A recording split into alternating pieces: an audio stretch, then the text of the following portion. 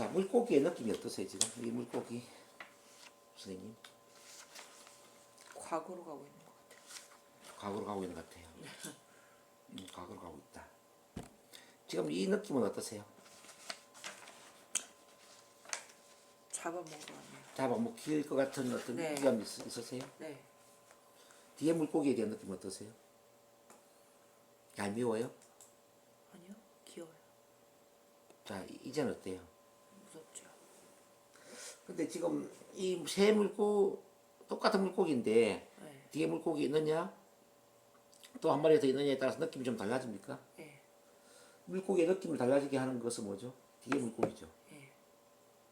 똑같은 사건인데 사람마다 느낌이 다르잖아요. 그죠? 네. 똑같이 예를 들어서 이제 내가 앞에서 강의를 했는데 선생님 오늘 목소리가 왜 이렇게 떨렸어요? 이렇게 이야기했어. 목소리가 왜 이렇게 떨렸어요? 라는 그 말에 대한 느낌이 사람마다 다를 수가 있거든요. 과거에 긴장하고 떨었던 발표 불안을 했던 사람이었다 그러면 내가 오늘 발표 불안이 있었나? 창피해 죽겠네 이렇게 생각할 수도 있겠죠. 근데 발표 불안이 전혀 없었던 어떤 사람은 뭐 그냥 목소리 좀 떨렸나 보지 이렇게 생각할 수도 있겠죠. 근데 연설을 잘하고 뭐 발표 잘했던 사람 입장에서는 내가 열정적으로 스피치했나 보다 이렇게 생각할 수도 있겠죠. 과거에 어떤 경험을 갖느냐에 따라서 느낌이 완전히 달라질 수 있다는 뜻입니다. 이 차이점 이해하시겠습니까? 네. 그래서 똑같은 사건에 대한 느낌을 다르게 만드는 것은 바로 과거에 어떤 경험을 많이 했느냐, 과거의 어떤 맥락, 이거 맥락이라고 하죠. 맥락.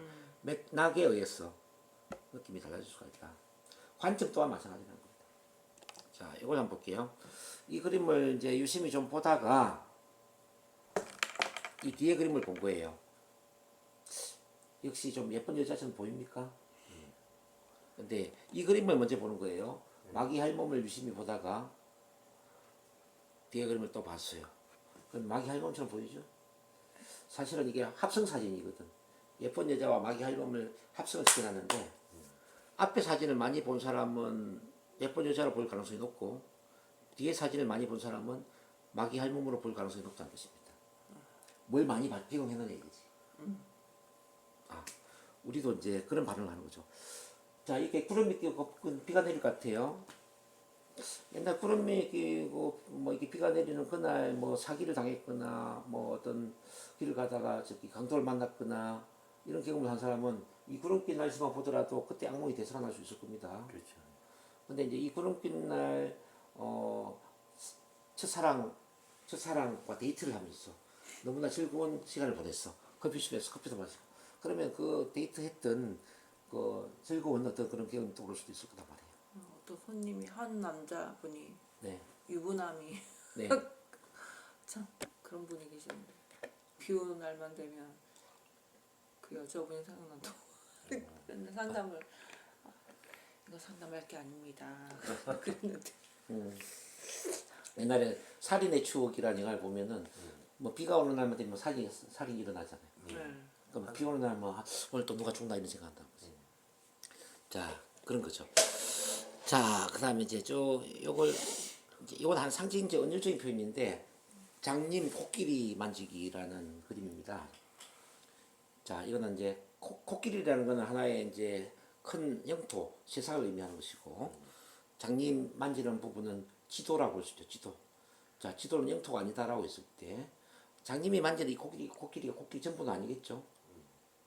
장님한테 지금 만진 게 코끼리인데 코끼리 좀 설명해 보세요 하면은 이 장님들은 코끼리를 다 다르게 설명할 거다 이 말이지. 우리가 지각하는 것도 마찬가지예요. 우리 머릿속에 담고 있는 이 생각이라는 것도 세상 전체를 다 담고 있는 게 아니라 세상 일부를 담고 있다는 거죠. 그래서 생각은 다 다르겠죠. 그래서 지도는 영토가 아니다. 내 생각이 항상 옳은 것은 아니다. 그렇다고 해서 상대방 생각이 완전히 틀린 것도 아니다. 자, 모든 지도는 어느 정도의 타당성을 갖고 있다. 이렇게 볼 수가 있는 거예요. 자, 이거는 관점의 문제인데 지금 아버지가 이런 이야기를 하고 있습니다. 애야, 이 정도는 아무것도 아니란다. 이 아빠가 네 나이 때는 말이야. 눈이 얼마나 왔든지 이 목까지 차더라고. 자, 뭐 느껴지는 게 있습니까? 목까지 차 있잖아요. 그렇죠. 근데 아빠의 관점에서 이야기하고 있잖아요. 자, 세상 인간관계의 문제들이 대개는 이제 이런 문제 때문에 일어나요. 우리 소와 사자의 사랑 이야기 기억나시는지 모르겠는데 옛날에 소와 사자가 끔찍하게 서로를 사랑을 했어요. 근데 소는 사자를 너무나 사랑했기 때문에 아침마다 싱싱한 풀을 뜯어서 밥상 위에 올렸습니다. 사자는 소를 또 얼마나 사랑했는지 아침마다 싱싱한 고기를 사냥을 해서 또 밥상 위에 올렸어요. 근데 서로 먹지를 못했죠. 그로부터 몇 달 이후에 서로 이혼을 합니다. 그러면서 이렇게 이야기해요. 그래도 난 최선을 다했어. 내 잘못이 아니야. 이렇게 이야기를 한단 말이에요. 현대판의 어떤 뭐 우리 인간관계가 주로 이제 그렇지 않나 하는 생각을 해봅니다. 자기만의 방식대로 사랑을 표현한다는 거죠. 상대방이 맞는 방식이 아니라. 그래서 사랑은 내 방식대로 표현하는 것이 아니라 사랑은 상대방한테 맞는 방식대로 표현을 해야만 사랑이 된다. 자, 그런 이야기를 담고 있는 거죠. 우리가 상담할 때도 되게 의미 있다. 저 정말 의미 있죠? 이거 내가 딸한테 맨날 그런 거 아무것도 아니야 그랬는데 딸 입장에서는 목구멍이 살 정도로 힘들었을 수도 있겠다 그런 거 그렇죠. 의미가 있네요. 그럼요. 사람들한테도 이런 걸 좀 알려주면 좋겠다. 진짜. 네, 뭐 정말 그 중요한 이야기죠. 예. 누구나 자 쉬우면서도 중요한 이야기. 사람들이 이걸 몰라요. 자기만의 방식으로만 사람을 바라본다니까요. 자, 이제 조금 그러면 관점이라는 건 뭐냐면 우리한테 주어진 환경, 자극이라는 건 뭐냐면은 환경 자극이라는 이 페이지 한 페이지에 대한 겁니다. 이거는 우리한테 일어난 사건, 경험, 상황이라는 걸 자극이라 봐. 사건, 경험, 상황. 그런 것에 대해서 어떻게 해석을 하느냐에 따라서 반응이 달라질 수 있다는 겁니다. 그럼 문제라는 것은 뭐냐? 문제라는 것은 어떤 상황에서 한 가지 해석만 내리거나 한 가지 반응만 할 때 그게 문제가 되는 거예요. 많은 사람들이 한 가지 반응만 해. 예를 들어서 자, 사업에 실패를 했어요. 사업에 실패한 것을 그냥 돈을 잃어버렸고 뭐 내가 투자한 게 다 손해가 됐고 물거품이 됐다. 이런 쪽으로 생각한다는 거죠. 근데 그 사업에 실패했다는 것은 뭐 이렇게 돈을 잃어버리는 것도 되지만은 또 한쪽으로 보면은 좋은 경험을 쌓은 것도 되거든요. 한 수 배운 인생에서 한 수 배운 경험이 될 수도 있다는 것이죠. 이번에 크게 한 수 배웠으니까 다음에는 더 크게 성공할 수 있는 기회가 주어질 수도 있겠죠. 그렇죠? 한 번 배웠다, 한 수 배웠다고 생각하면은 실패는 더 이상 실패가 아니겠죠. 또 발표 불안증을 보면은 발표할 때 긴장되고 들리는 걸 창피당하고 비웃음의 대상이 되는 것만 생각을 해. 그러면 발표 불안 안 좋은 거잖아요. 그렇죠.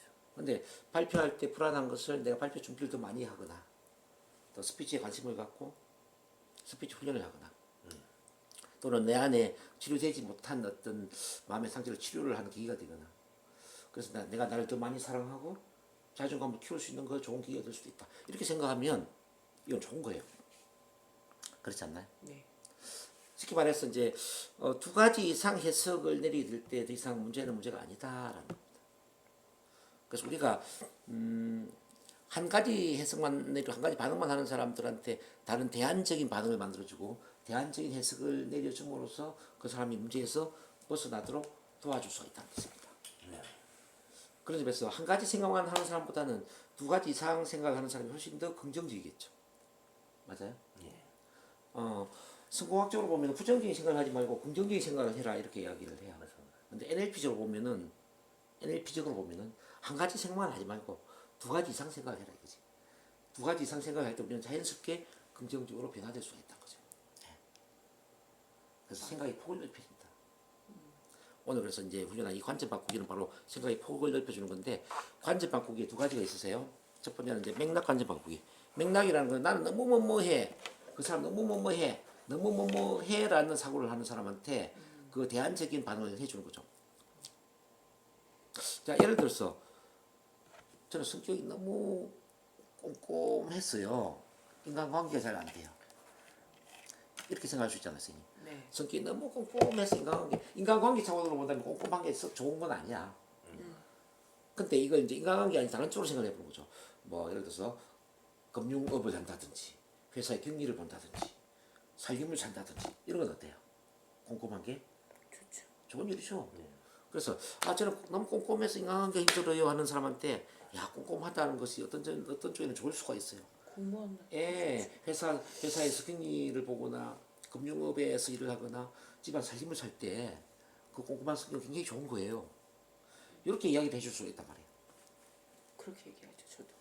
이미 NLP 쓰고 있네. 네. 그래서 그 부정적인 쪽에 생각하고 있는 사람한테 긍정적인 쪽을 네. 이야기를 해준단 말이에요. 긍정적인 맥락을 이야기해 준다 그래서 자 동물을 본다면은 이제 사슴이 뿔이 너무 길어가지고 야 숲속을 달릴 때 너무 힘들어. 뿔이 막 나무에 부딪히고 풀에 부딪히고 해서 난 너무 힘들어 죽겠네. 라고 할 때 그 뿔을 긍정적으로 해석을 해주는 거지. 크리스마스 이브 날에 산타크로즈 할아버지를 섬에 태워가지고 얼음 위를 달린다면은 그 모습을 지구촌의 어린이들이 볼 때 얼마나 좋아할까요? 그 뿔이 있는 게 좋아요? 뿔이 없는 게 좋아요? 뿔이 있는 게 훨씬 더 낫지 않아요? 네. 이렇게 이야기한다면 사슴이 얼마나 좋아하겠냐고. 자, 제주도에 톱밥이 많이 나왔어. 톱밥을 치우는 그 청소부 입장에서 이 톱밥 많아가지고 언제 다 치워지니까 이렇게 짜증을 낼 수 있어. 근데 이렇게 한번 생각해 보자고요. 야, 합판 공장에 합판을 만드는 사장님 입장에서는 이 톱밥을 가지고 합판을 만들면 돈을 얼마나 많이 벌까요?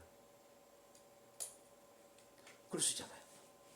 그렇죠. 그렇게 말하죠. 옛날에 그 뉴욕의 그 자유의 여신상 있잖아요. 자유의 여신상이 이제 무너져서 새로 세웠나 보더라고. 근데 그 자유의 여신상을 그 치워야 되는 이제 그런 그 청소부나 어쨌든 그 대리 뭐 청소업자들 입장에서는 이게 너무 치워야 될 게 많으니까 얼마나 힘들었겠어요. 근데 그걸 지켜보던 어떤 사람이 야 저걸 가지고 내가 자유의 여신상을 똑 닮은 그런 인형을 만든다면 돈을 엄청 벌겠구나.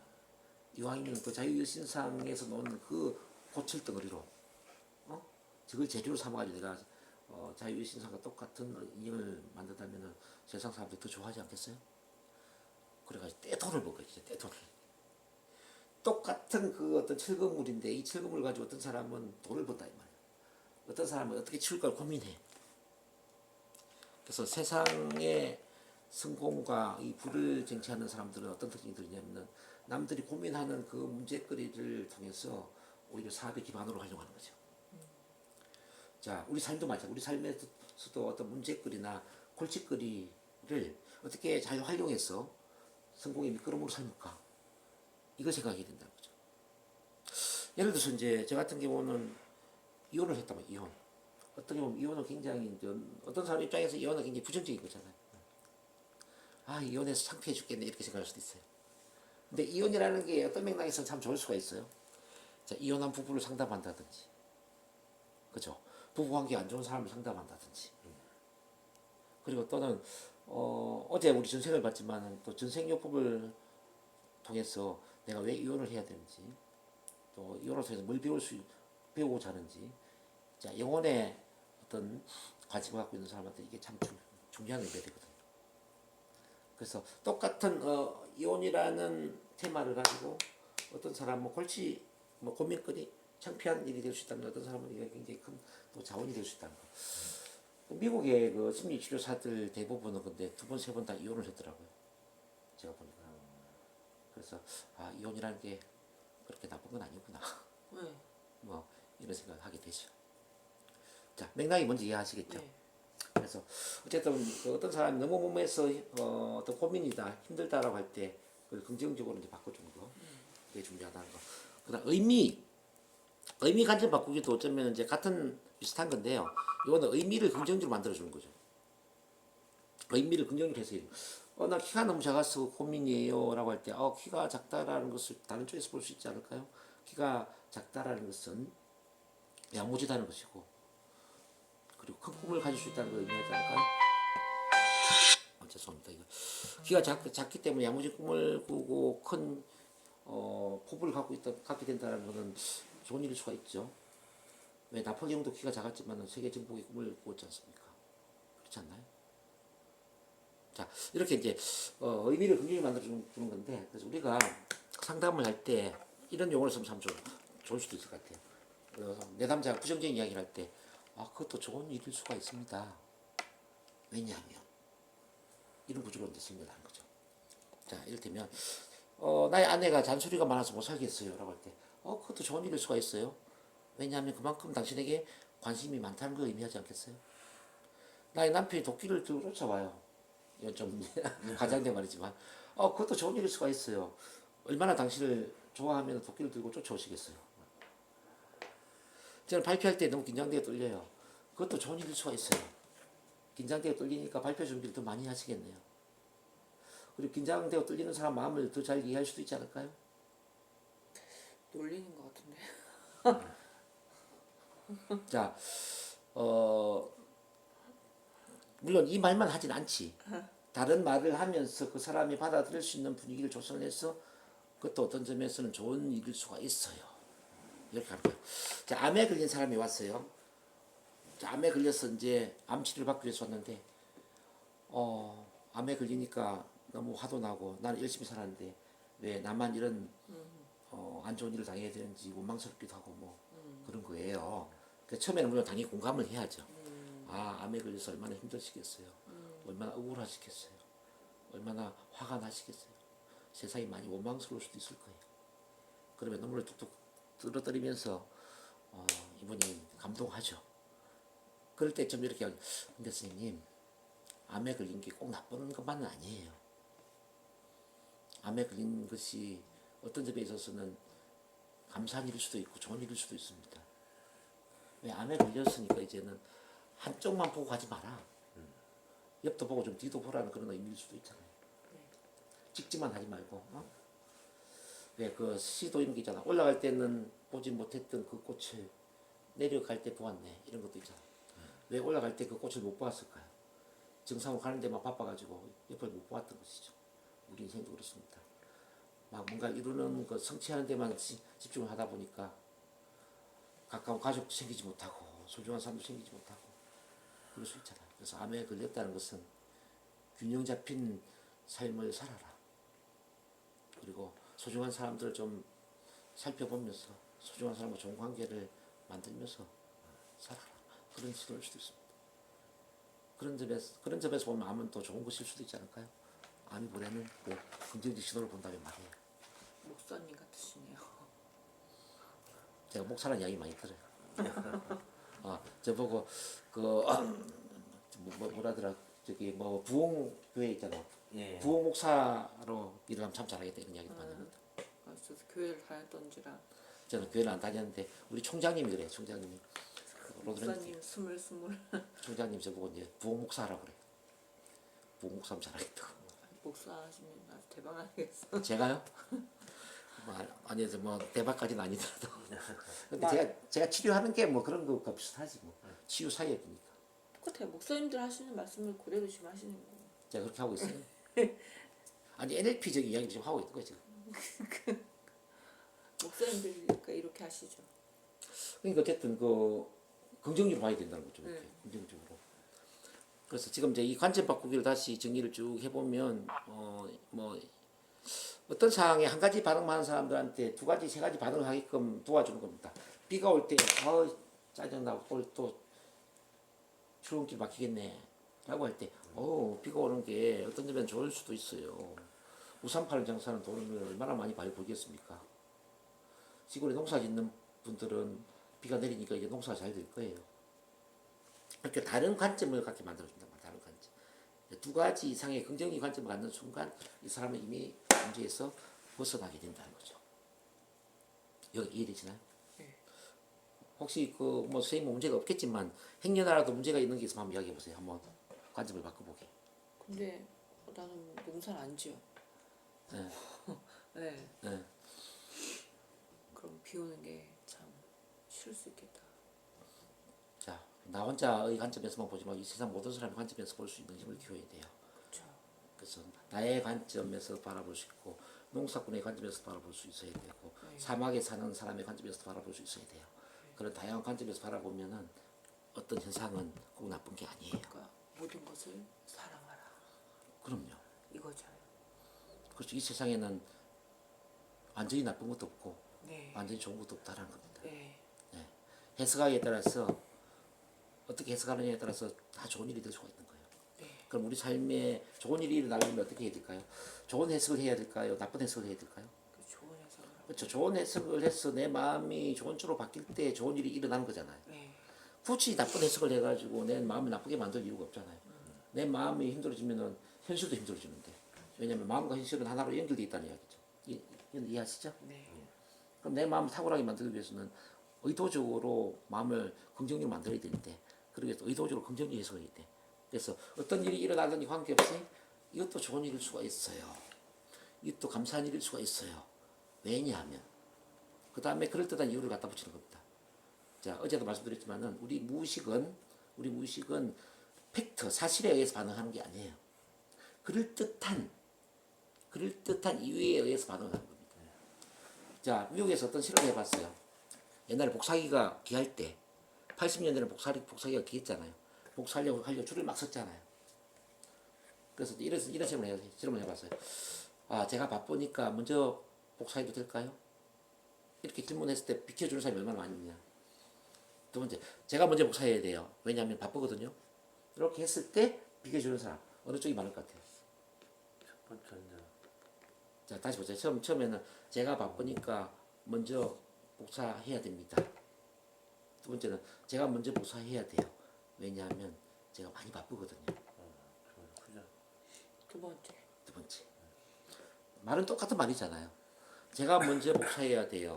왜냐하면 많이 바쁘거든요. 일단은 전제를 뭘 이야기했어. 이건 좋은 일일 수가 있어요. 왜냐하면 이렇거든요.